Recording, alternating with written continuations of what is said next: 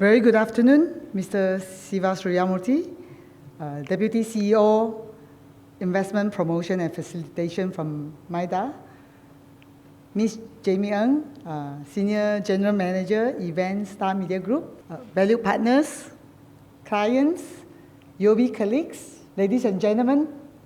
First of all, I would like to warmly welcome all of you to come here and join us for this event that is organized by the Star Media together with UOB. Our topic today, resilience of the supply chain within the new Industrial Master Plan, is a very apt as well as a very good topic, because all of the SME here today, you all play a very important role within the manufacturing sectors as well as its related services sectors. We all know that the NIMP 2030 is not merely a policy, but also a commitment that will really bolster the GDP contribution of the manufacturing sector by about 6.5% on an annual growth basis. And this means that by 2030, manufacturing sector will be able to contribute to a total of 587.5 billion GDP to the whole nation GDP as a whole.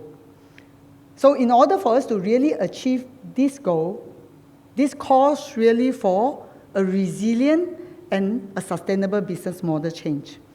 So to really help us understand this better, we are very happy to have Mr. Siva later to share with you the strategies as well as the initiatives that really can propel the SMEs into the forefront of the industrial transformation. And this really will also help us understand how NIMP 2030 will really help to integrate local SME into the regional as well as the global supply chain. We all know that Malaysia has committed to achieve net zero by 2050 within the 12 Malaysia plan. And we have also received very clear directions coming from the National Energy Transition Roadmaps that clearly spell out the various areas that we need to undertake. Globally, as many more countries, big corporates, multinational companies have also pledged our commitment to net zero, we have really seen that the demand on sustainable practice as well as ESG-related reporting has really intensified over recent years. This means what? This means that all of us, businesses, SMEs, that's within the entire supply chain, will really have to get ready to provide updates, data when it comes to sustainable practices. And therefore, it's very urgent for us to really take action now. And that's why today's session is meant for that. Later on, I think with Dr. Kong moderating the panel session, we'll be able to hear more about some of the practical solutions that SME can really undertake to adopt green solutions and also to stay competitive.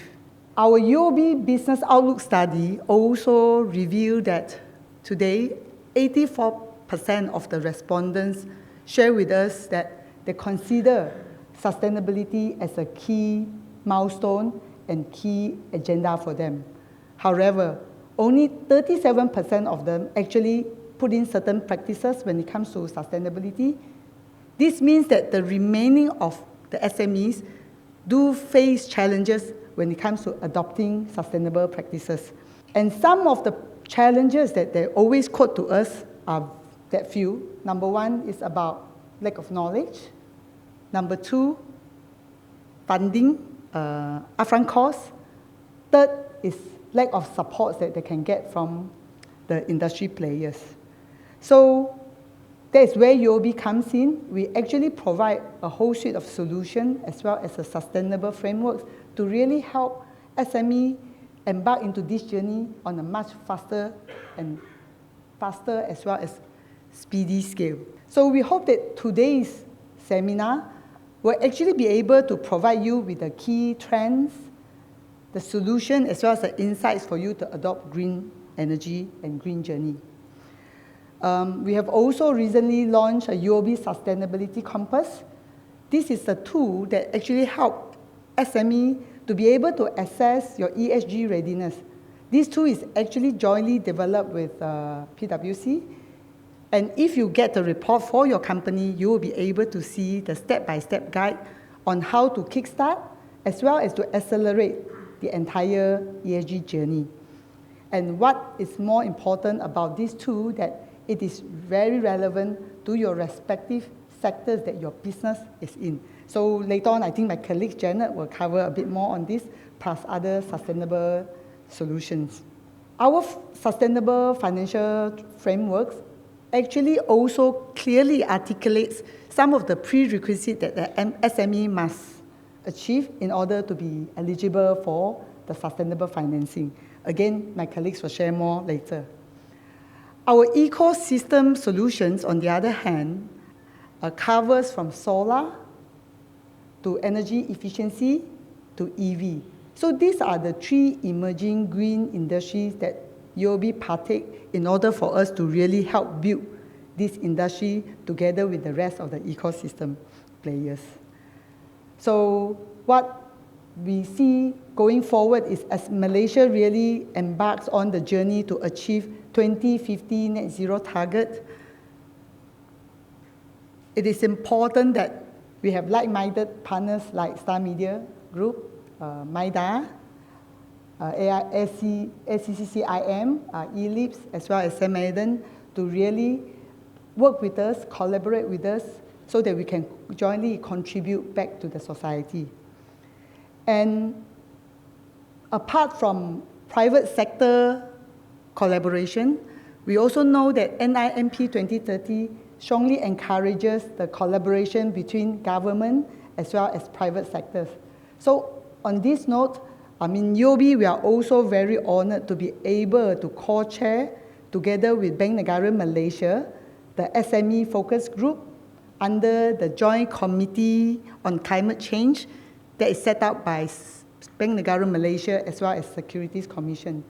So through this collaborative platform, we really are able to work with the industry stakeholders, regulatory bodies, SMEs, to really curate sustainable solutions that is really aligned to the national and global climate goals. So to us, it is very important that all ecosystem players must play a role in driving this journey. So we really hope that today's seminar will really inspire many more SMEs to adopt the journey and adopt the journey soon. So, and UOB, we will definitely be committed to work with you every step of the way with all our ESG experts that we have in-house, as well as the sustainable solutions that we can provide to you. So we really look forward to working together with everyone to build a more sustainable future for yourself, your company, in Malaysia and beyond. So thank you very much, everyone. Have a great day ahead.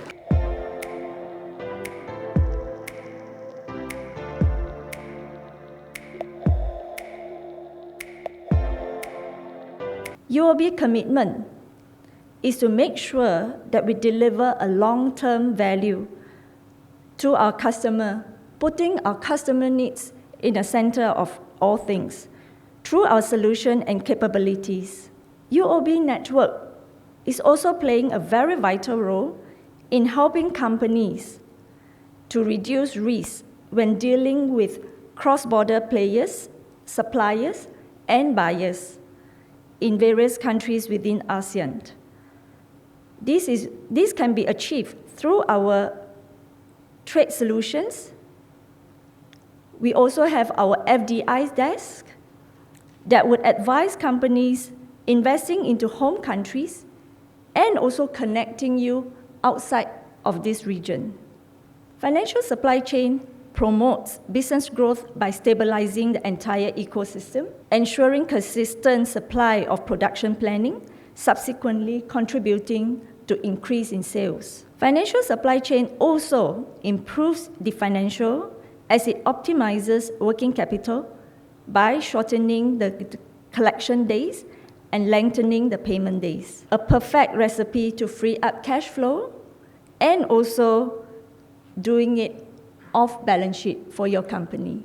It also falsifies the relationship with suppliers and buyers as it releases on strong collaboration and relationship between the anchor customers and their ecosystems. In this example, the anchor customer, being a contract awarder, started to give out contracts and find that its supplier is facing difficulties in getting financing as a result of poor financials. The anchor customer then approached the bank to look at a scheme to help their ecosystem to raise funding in a more efficient way. In return, the anchor buyer was willing to provide some support to the bank, such as providing validation on informations, channeling the payments to the supplier into their account with UOB. And with this, it has helped the bank to create a scheme called vendor financing to help the supplier to have access to funding as a result of some of this support. The supplier now has sufficient working capital to focus in delivering their commercial projects to the anchor buyer. I will walk you through another scheme also under the supplier financing. In this scenario, a company itself needed cash flow, expand its business. And with this, the need comes from the anchor buyer. Instead of raising a working capital or get a bank loan, the anchor customer finds that negotiating a longer term from its supplier to be something more scalable to run their business. And as a result of that, a scheme was put in place for this customer where the suppliers can get more business and as a result of larger orders from the anchor buyer. While getting business, their working capital is choked. And therefore, a scheme was curated for the anchor customer and the suppliers called Supplier Finance Irrevocable Payment Undertaking, where it allows the supplier to receive early payment from the bank while the anchor buyer continues to hold on to its credit term. Last case is whereby the supplier needs financing due to the rapid growth of their own business, hence requesting a direct funding from their anchor buyer. And this can put the supplier at a disadvantaged position since the anchor buyer could be asking for trade discounts.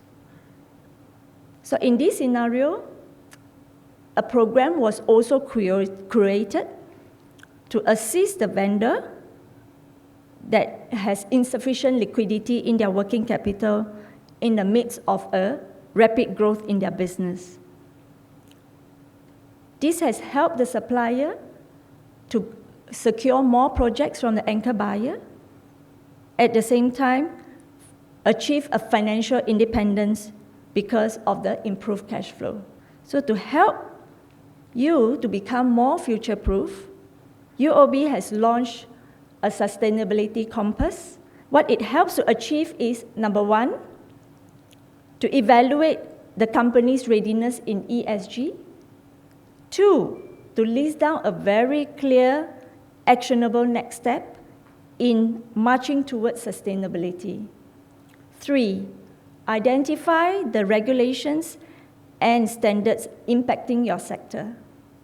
Fourth, it will also list down the government support availability. And lastly, it also recommends you to a sustainable financial solution. So this is a 3 simple steps that will encapsulate the benefit and feature of the sustainable compass. Thank you.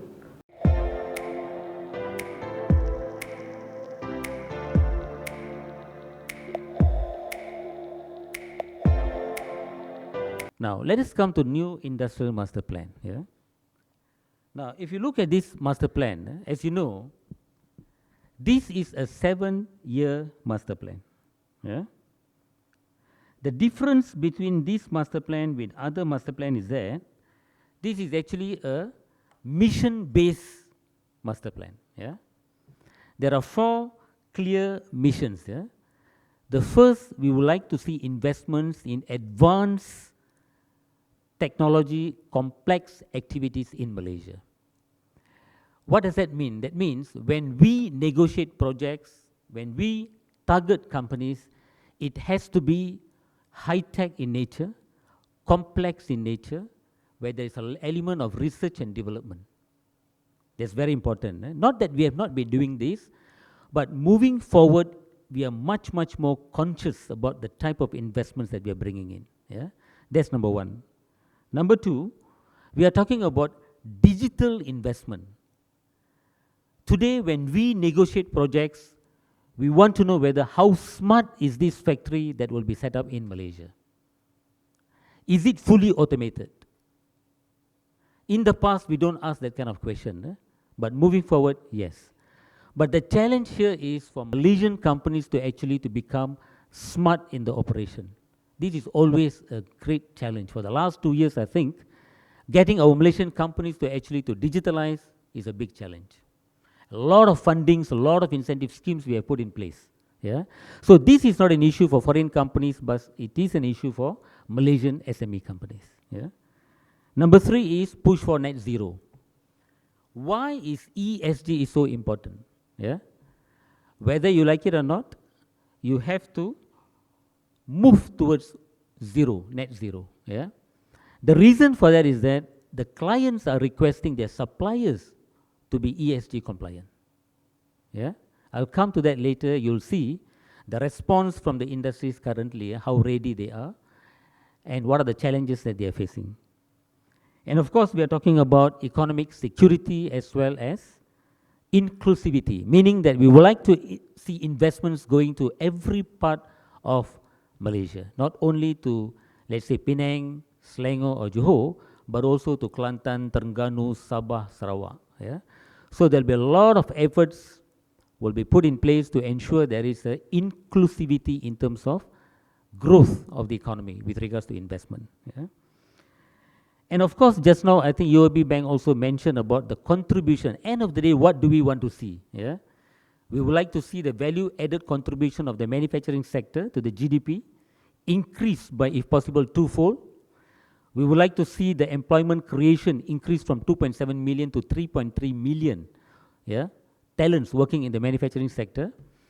And more importantly, the median salary, the salary that the workers receive in the industry currently is very, very low. We are talking about 1,900 or 2,000 ringgit Malaysia. We are talking about 4,500 or 5,000 ringgit Malaysia.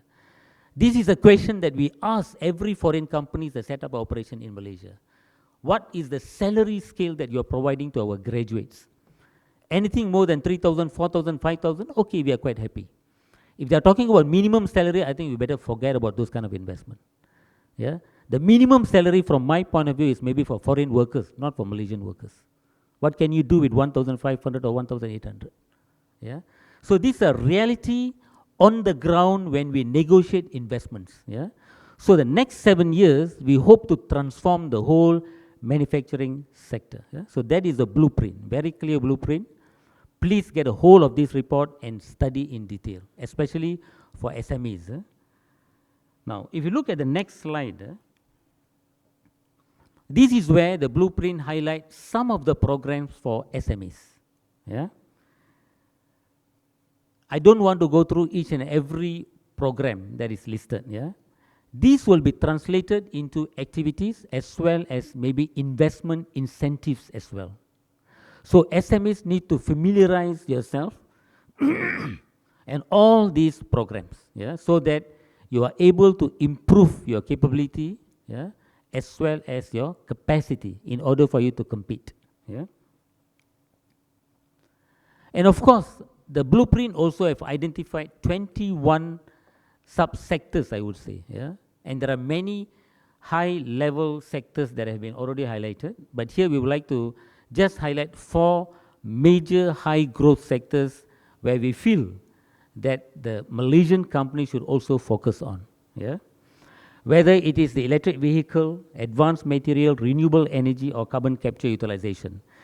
I feel the SMEs especially will have to take note on the renewable energy portion of it, yeah, because this is necessary for Malaysian companies to be able to comply in order for you to be part of the global supply chain, yeah, especially for scope 3.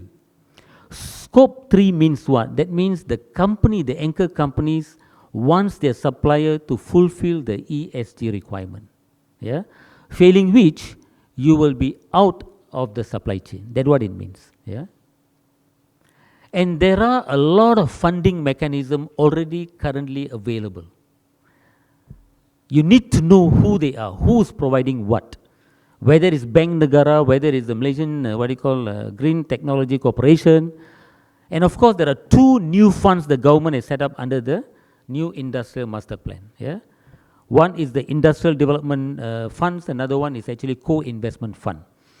The detail will be announced soon, but an allocation of 200 million has already been approved, and the details will be announced by MITI very, very soon. Yeah? Where does these funds goes into? And of course, in the budget, in the recent budget, there were a lot of announcements, yeah, with regards to some of the areas that the government is promoting. Okay, most of these are, I believe, in the green space, yeah, as well as in the some of the industrial area that the government is focusing, especially on the EV. Yeah? But what is important is the first part. Sorry, yeah? If you look at the one on top. Now this is quite interesting because for Malaysian companies, as you know, there is a reinvestment allowance scheme provided under the Income Tax Act. This is granted for a period of 15 years, and after that, no more incentives. Yeah? Major incentives are provided under the Income Tax Act. Over the last couple of years, the government has actually extended that reinvestment allowance, yeah, up to the year 2024. But with this scheme, there is a possibility for existing companies. It doesn't matter whether it's SMEs, mid-tier or large companies. You can avail for another round of reinvestment incentive. But it is no longer called reinvestment allowance, but it's called investment tax allowance. And it goes by tiering approach. And this comes under the purview of MIDA. Yeah? Reinvestment allowance goes directly to MOF, but this allows for companies who have already exhausted all their incentives, can go for one more round of reinvestment allowance, yeah, but in the form of investment tax incentive. And of course, the rest of the incentives, I think, please be familiar with what has been highlighted in the new Industrial Master Plan. Now, MIDA also have a lot of programs for SMEs, yeah. The first one, of course, we want to see our Malaysian companies to go global. We have very few Malaysian companies, Globetronics, Pentamas. I think we are keep on repeating the same old companies, yeah. Where I find it's a bit weird. We have 1 million SMEs in Malaysia, and yet we can only name handful of Malaysian companies who started as a supplier, but today they are large corporations. They already have investments abroad. Yeah, Inari is one example. What we can do is that we can open doors for Malaysian companies to become suppliers to multinational corporations. We are doing that. Yeah, we have a lot of programs. I'll share with you some of the programs that we have done. Beyond that, we are also now getting the government-linked companies to actually invest directly in new growth areas, as well as in SMEs, as well as mid-tier companies. If you have very good companies, we are willing to talk to Khazanah, PNB, QAP to actually invest in your companies. In the latest Majlis Pelaburan Negara chat by our Prime Minister, there was a direct conversation between Prime Minister with the government-linked companies.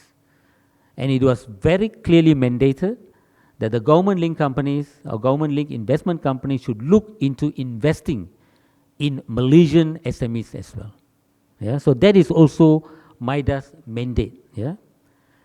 And of course, MIDA also working with almost every other banks in Malaysia, UOB Bank included. We have signed MOU with UOB Bank. Why is that important? Because we want our banks also to provide all the necessary support to SME companies, yeah, to get the necessary funding. Yeah?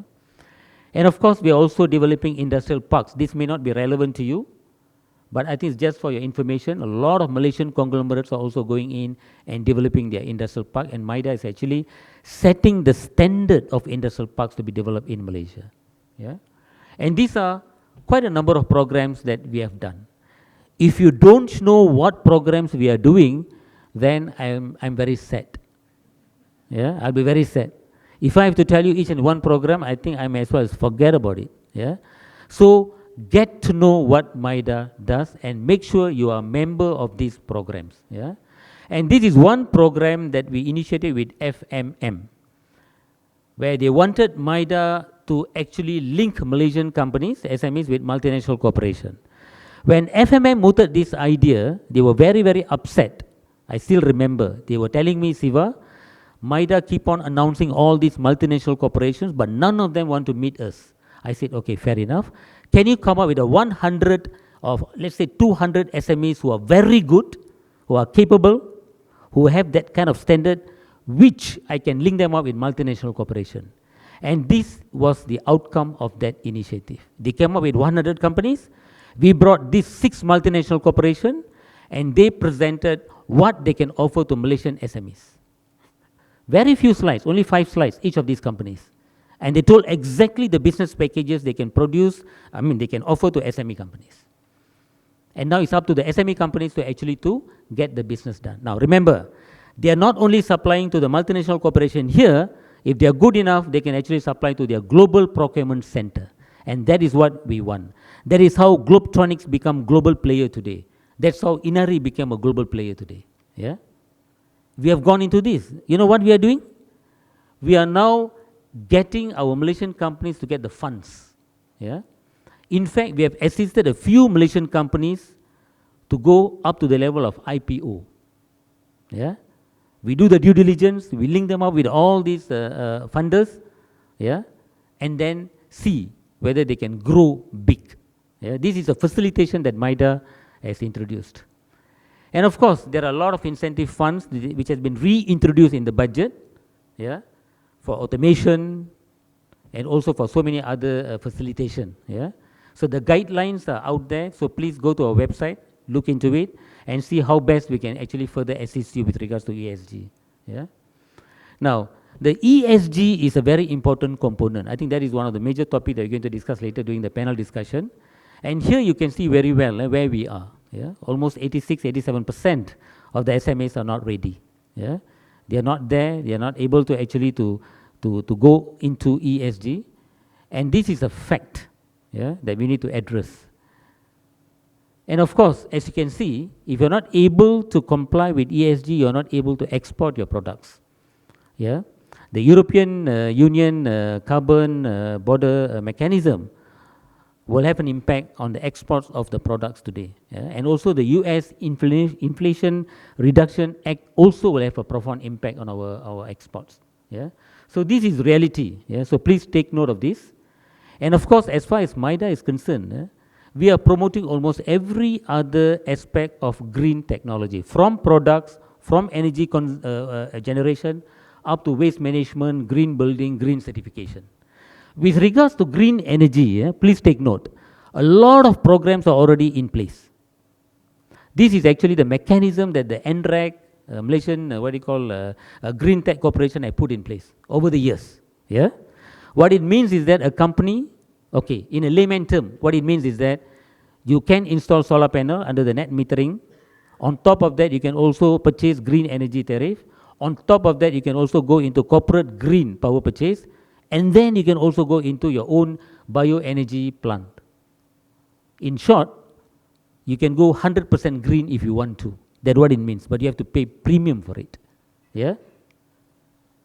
And of course, this is the latest initiatives under the budget. Yeah? All the incentive schemes are now based on tiering. If you go into hydrogen, tier 1. Industrial waste, tier 2. All the other green, tier 3. That means tier 1 is the best incentive the government provides. Yeah?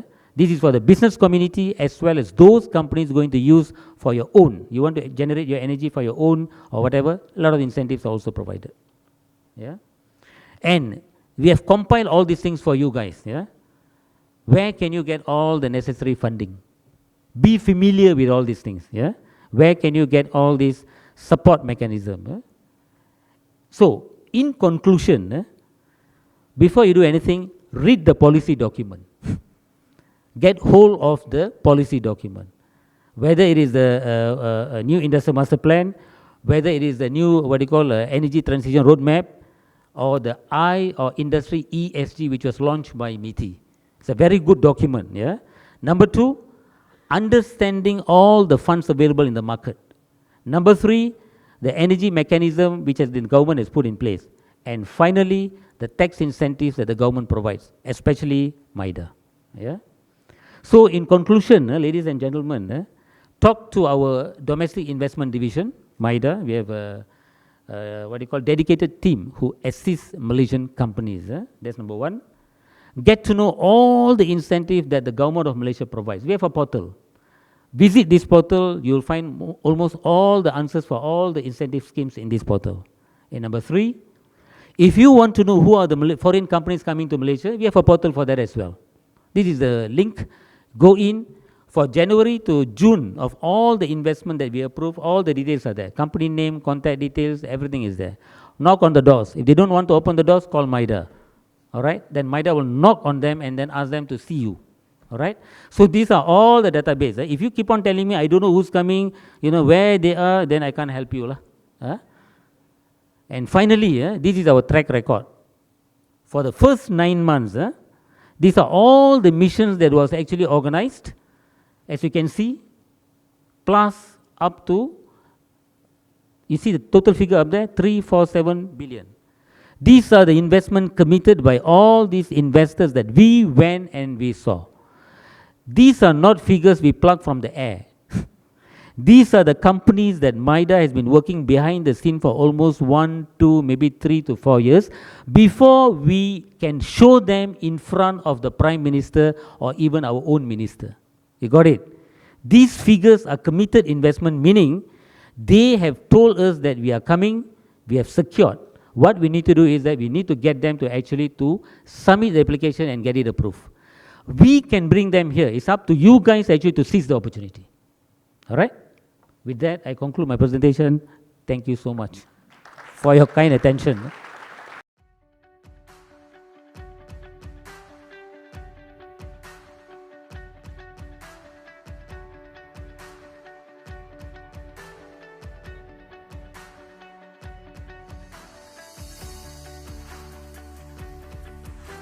After listening to our earlier speaker in respect of 2 topic, sustainable financing, NIMP 2030, support for the SME, I think we are now paving our way to an interesting panel discussions.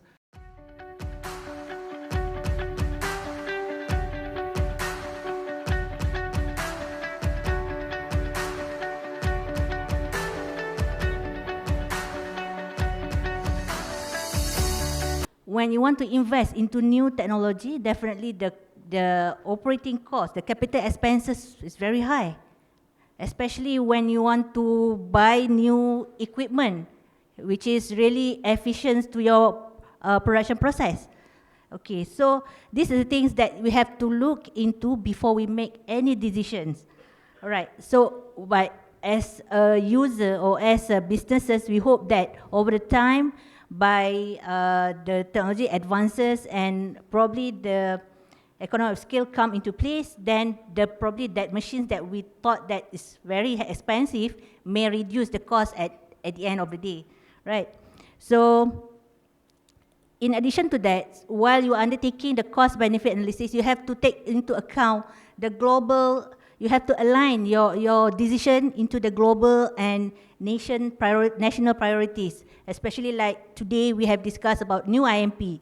So new IMP master plan basically is aligned, it's like a guidance to Malaysian companies, especially SMEs, before you make any decision, because we have outlined you 21 subsectors there, but there are certain things that you have to do before you make that decisions to invest into it. Okay, and then you also have to integrate with global supply chain. As you are aware that lots of MNCs right now already, even LLC already starting adopting the ESG, because Because of what? Because their clients also have asked their companies to provide the details of ESG, especially on their supply chain. So this is very important for our businesses. And for your information, from MIDA point of view or from the government, we have provided certain incentives like GITA and GITE to all the companies that investing into purchasing the assets for their business purpose or own consumptions, as well as GITE for providing services including the solar leasing activities.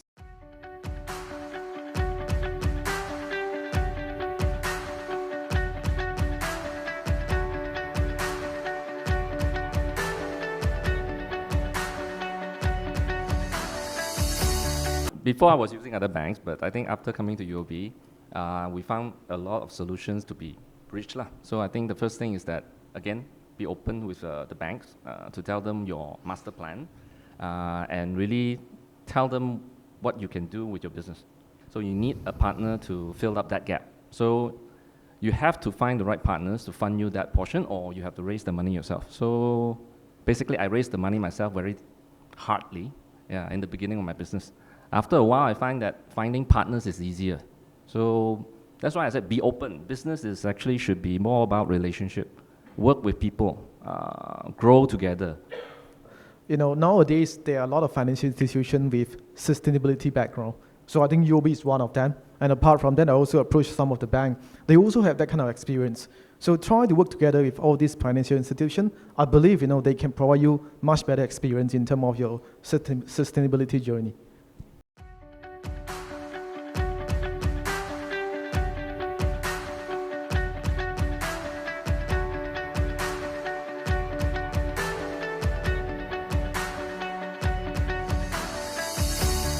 So I think for bigger businesses now is that they force their supplier to follow, just like what Dato Siva has mentioned. Bigger companies are saying that if you are not doing anything ESG, you don't sell to them. So basically everyone has to do this, and but you should do it because it's good lah. Basically we are saving the environment. So if you put it to your heart to do it, then it's fine. I mean that would actually bring you to that steps already. But I think a lot of SME is facing problem because there's cost involvement to invest into energy saving products, learning the new things to actually be ESG compliant. So ESG is 3-part, by the way, so it's very broad. E is the environmental part, which is my field and some others' field. We are doing all the environmental part. S is social, and G is government. Social is basically you have to do something for the society. Governance is basically follow the law. That's all. So you follow the law, you do ISO, you should be there already. So this is all part of it. So everyone always tie ESG with environment because it's the most important, and I think the most important, easiest one to implement. That's why solar business now is booming, because you do solar, say everyone says you're ESG. It's not true. It's only one part only. So basically, if you want to do ESG, to implement, first thing is to adopt. Of course, your customer will force you to adopt already, so that's the first step. So adoption is start with something small. Very simple things like just recording your carbon footprint. What I mean is that how much electricity you use today is your carbon footprint. Do something simple, do a reporting, then develop a plan to reduce that. That's it. It's very simple. You should not complicate this thing. ESG should be simple and should be easy to move forward. Just have a step by step, do one thing at a time.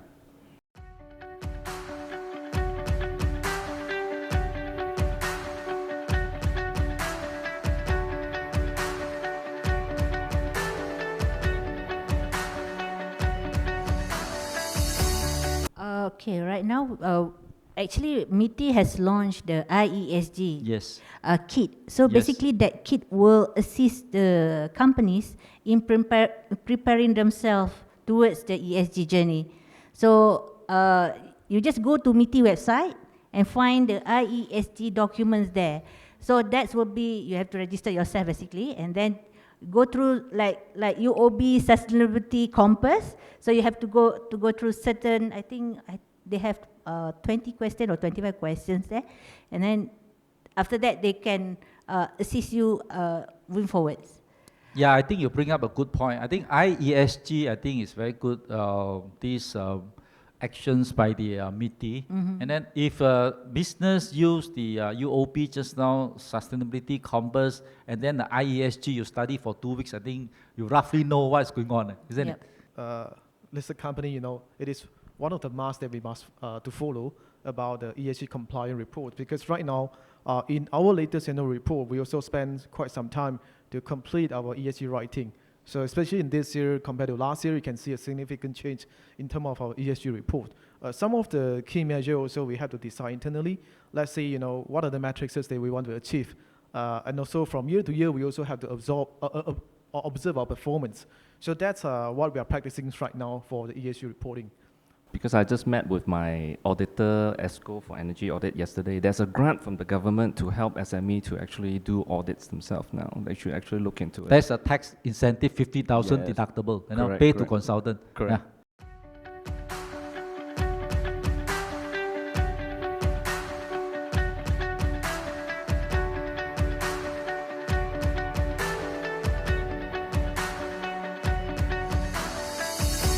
Basically, by improving your efficiency of equipment and processes, basically first thing, you can reduce or lower your energy consumption, right? Decrease manufacturing time, reduce waste, and also use less material because your process becoming more efficient.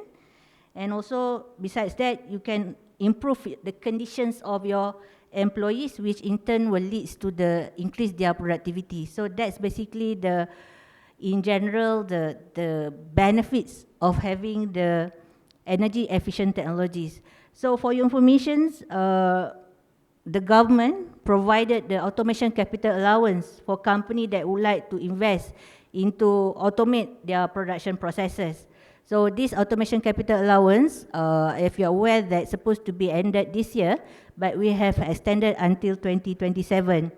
So, and the scope previously only kalau for plastics 4 million, but now we have aligned the scope, and then we have expanded the value to 10 million ringgit of investment on the capital fixed asset, so that it's allow you to automate the processes with the allowance that after that you can offset with your statutory income later. Yeah. And besides that, the government also for SMEs, we introduced smart automation grant, Madani. So this allows, if you still remember, under Penjana, we have smart automation grant already expired or completed 2022. 1 million ringgit. 1 million ringgit. Yeah. So for this round, we allocated 100 million. So the quantum still same, 1 million. However, the matching we have increased instead of 50-50, now 70-30. It means that the government portion is a bit higher, 7 to 30 lah, 70 to 30%. So we have opened up the applications this month. So I was informed that now they have already more than 70 applications come in. There are more innovative products out there, like there's a zero-cost investment product that people are offering in the market.